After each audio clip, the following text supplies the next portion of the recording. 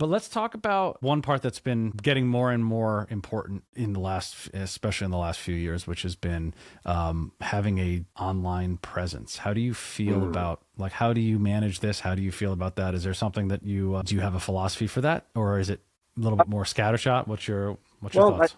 I think that's something I'm always like behind in it.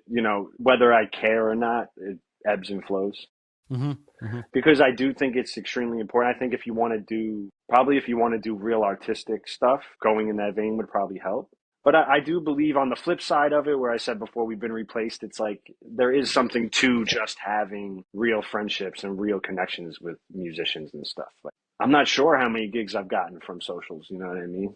I feel like that whole part of the world, there's a lot of faith in that game, right? The phone Yeah. rings. So I think as much as I think socials matter, and probably if I had 50,000 followers, maybe I'd be way better off to tell you, but I've still found a way to survive just like more in the real world.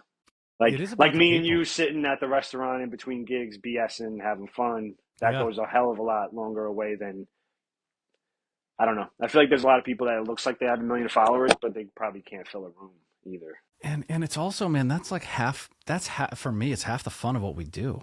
Is like we get to play music together, and I love playing music with high caliber musicians. If they happen to also be like nice people that you want to hang out with, Hmm. it's like The that's the trifecta. best. It's the best. Then you go BS and eat a sandwich and hang out and talk about random stuff, and then you go back and you play a show. Like, I don't know, I love Yeah, that. dude, That's you like, dropped in you know, between gigs last run just to like yeah, hang. It's like that's the yeah, shit. Like that's the yeah. best. It was fun. It was nice to see everybody too. Yeah.